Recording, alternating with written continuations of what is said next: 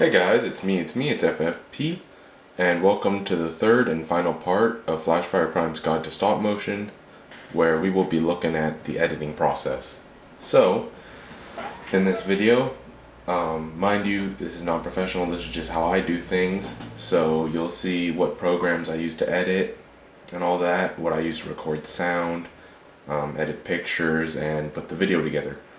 I use Audacity, Paint.net, and Windows Live Movie Maker, so I'll show you guys a bit on how to use them. So let's get started. Okay, so here is tip 1.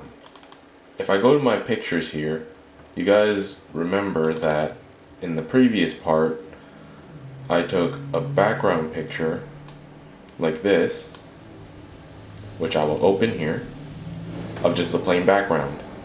Now what I'll do is that, if you guys remember, this is the scene where Aquagon does the jumping kick and I had to stand behind him to help hold him up. So I'll put that on top by adding a layer. Now you see this leg behind Aquagon right here. I don't want that. So since I put the background behind it, if I erase it, I won't be able to see it anymore, which I'll show you for you guys.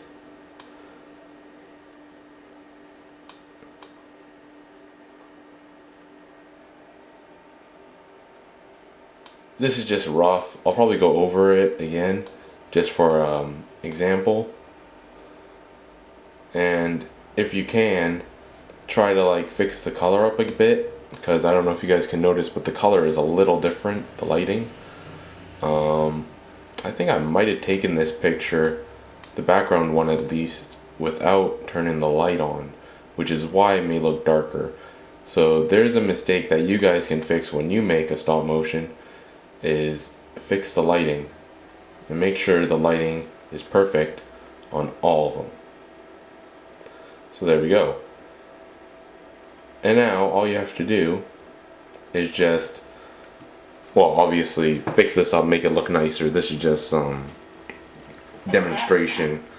I probably won't actually use this bit in the video I'm making, but for example, that's how it's gonna look, right? Now, another example. Let me delete these. And, okay, I'm gonna have to close this. Don't save it. Now, remember this guy here,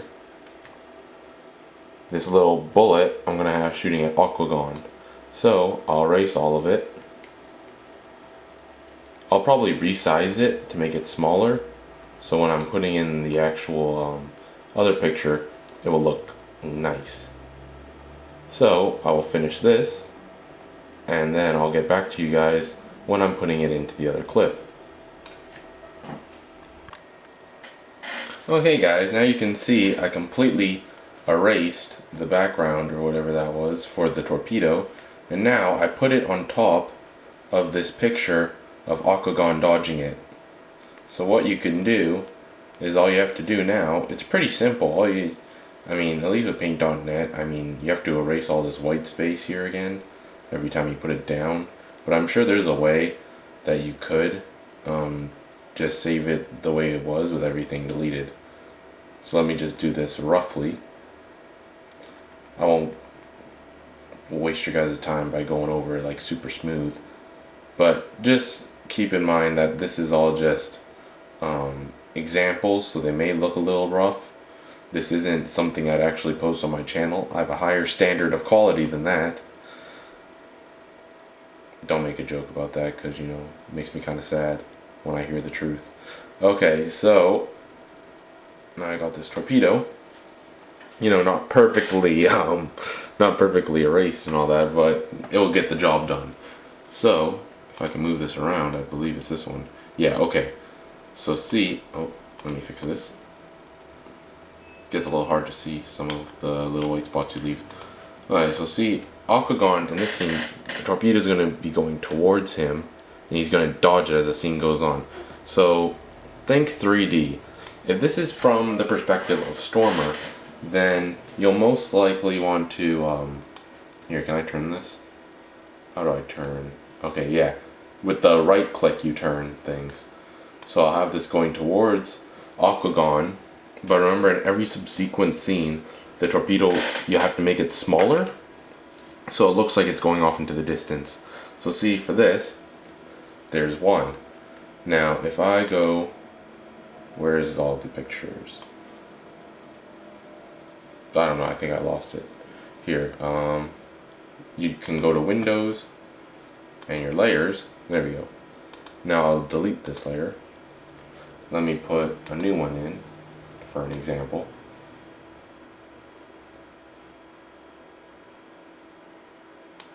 Okay, so, oh, that was actually, okay, yeah, here you go. So let's just use this one for example. Now pretend this one is, okay, move this one down, so this is in front. Okay, so let's just pretend, yeah, let's just pretend. So in the next scene, if he's still moving and now the torpedo is going past him, what we can do is make it smaller and put it like there, right? And then in every subsequent scene it will get smaller and somehow you'll trail it off. Maybe you'll put it behind him or something, and then that way it'll look like you can kind of just phase it out if it goes behind him, and you just like erase, and then who cares about continuity, just get rid of it. And then next picture you'll go smaller, picture smaller, next picture smaller.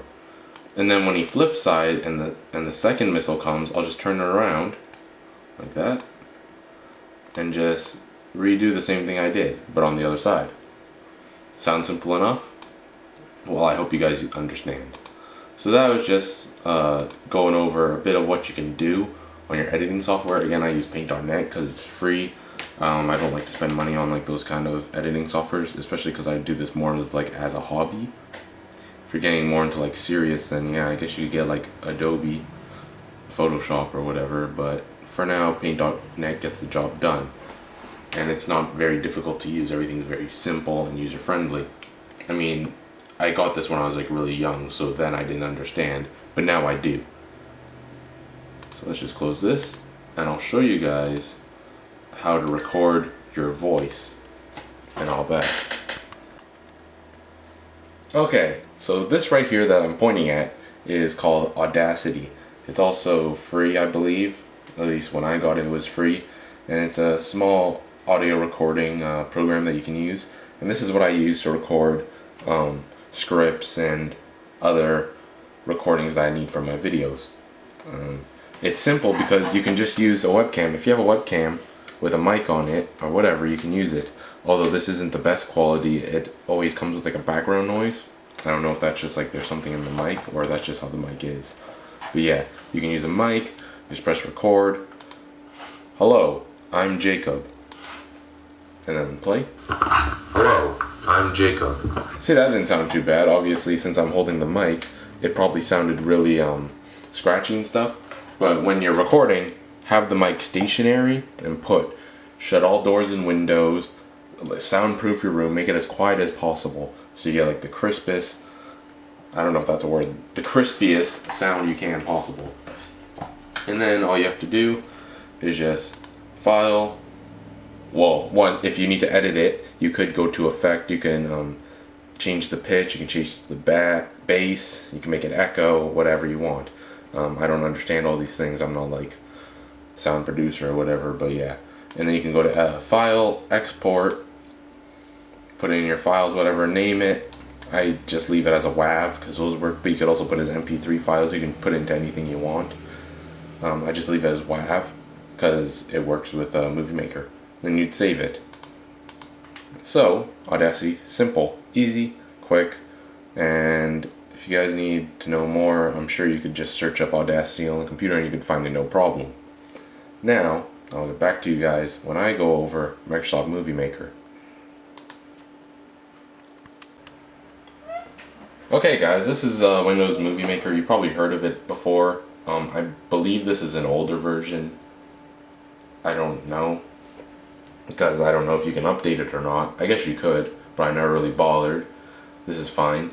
And I'll go over my editing process, at least, or video making process. So usually I start off with my intro, which I keep which I keep conveniently as an MP4 file here in my videos. It's always good to organize your things so it's very easy to find. I have a file where all my completed videos are, so when I go to upload my videos, I just go to that file and I just find it there, alphabetical order by name. And then if you're going stop motion, have all the pictures you're going to use for that one stop motion in the same file folder so you can find them. And then what I usually do is I just select the entire file and then paste it down, which I'll show you guys. So pictures, and then it would be in Guide to Stop Motion 2 is what I named it. Then for example, here, I'll just take the rest of the stuff where it looks like they're moving a lot. That should be good. See, I selected all these, and then I can just drag it, and it all goes together. Now, all these pictures, the way they are, the default is that it sets it to 7 seconds duration. If this is a stop motion, you want the picture to move faster than a slideshow. You want to move fast, fast, fast, so everything looks like one sweeping motion. I'll go to edit while they're all still selected here, and I'll change it to 0.1. That's usually where I put it. If I took more pictures or less pictures, then I'd change the time accordingly. In my older videos I use 0.15, but you could definitely tell the difference. You see, here it is at 0.1. Look here on the left. Okay, got it. Okay, maybe I get rid of this video though. Remove that. And you can see that kick. See, everything looks smoother, right? But if I go to select all, edit, and 0.15, you'll see how much choppier it looks. See, you can obviously tell the difference right away, which is why I don't recommend using 0.15 unless you're just beginner and you want to be able to see every picture, almost as like a test thing. You know, start small with your stop motions and then work your way up to like bigger projects, because it's always good to get confident in your abilities and be able to perfect them the way you want them to be. But I always like 0.1. See, and when you look, everything looks better. Somewhat. Oh, whoops. I gotta select them all first. See, always remember to remember stuff, because yeah, there we go. And see, everything looks much better. That kick looked better. But when you're doing impacts and say in a fight, when you clash swords, it doesn't just go like, no, sometimes there's like a shing kind of break or impact, which is why when I go to say here, like there's a sword hit right here, I'd change that to maybe 0.2, just so you can kind of tell that there's an impact. Plus, it will remind me where to put my sound effects when I see like the longer clips here. So the kick was right there. And I'll put that to 0.2. So sound effects, you just go to add music at current point. I always do the sound effects first and then I do background music later, because when I save this, it condenses it all into one clip. So then at least if I have the music, it will usually just be in one, in the entire video, right? So I don't really need to worry about where I put it. But for sound effects, you need to be very accurate. You don't want to have a kick and then the sound effect come half a second later. It will sound really off and really weird. So I keep all my sound effects in Ultimate Fight Sound Effects, which I downloaded from someplace, I don't remember. And punches and hits. And I don't think there's any like kicking sound effects, but you could substitute that with like a punch. I usually like to listen to them, see which one sounds the best, and then I'll choose it.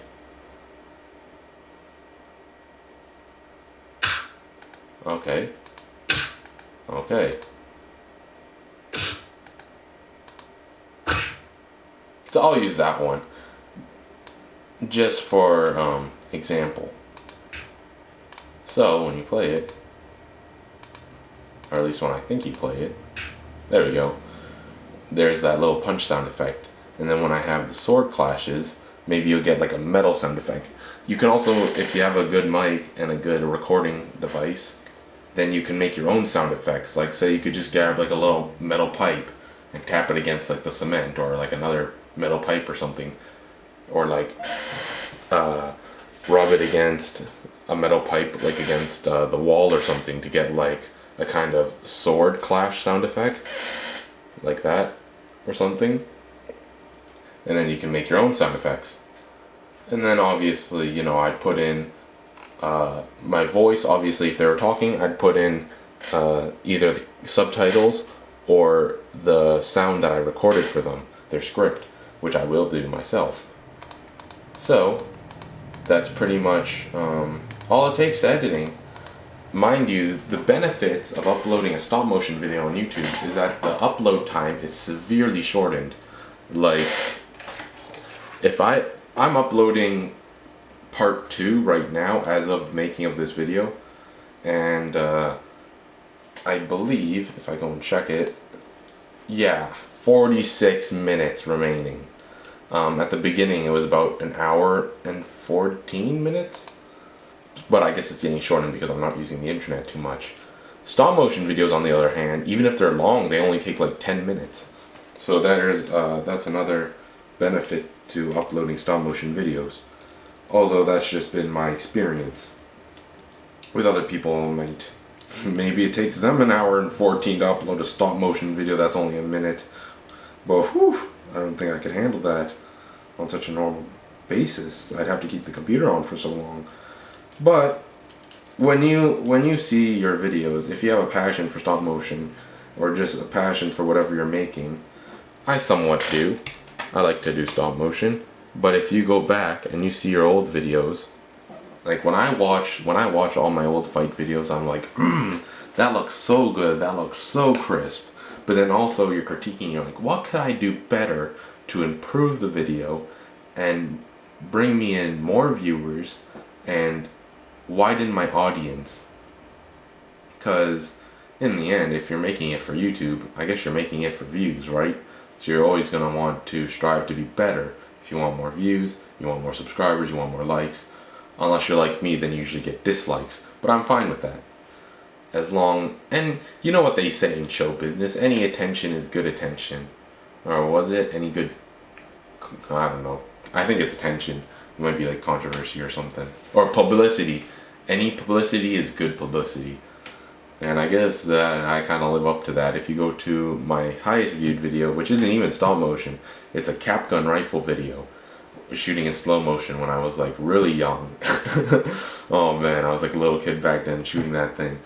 I believe it's almost 500,000 views on that, which is weird considering the rest of my videos range around like 10 to like 5, something like that.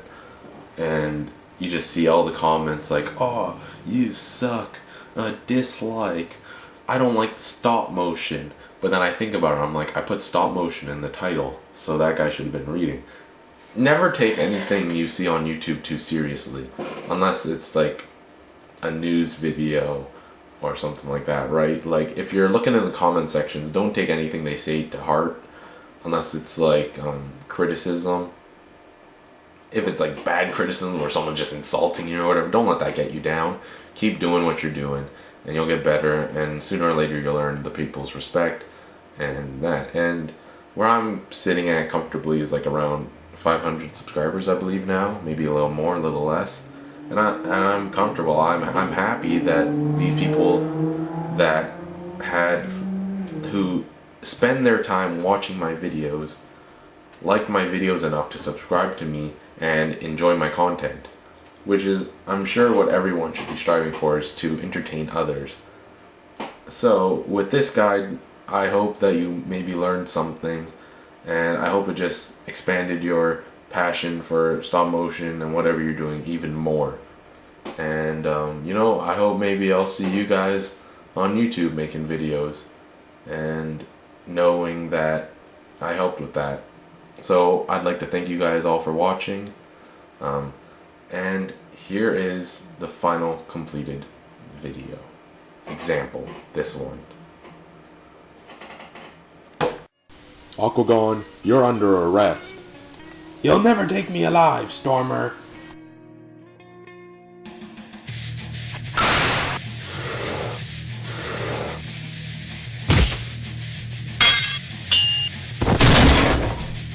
Off to Mako Hero City Jail with you, Aquagon. Bite me!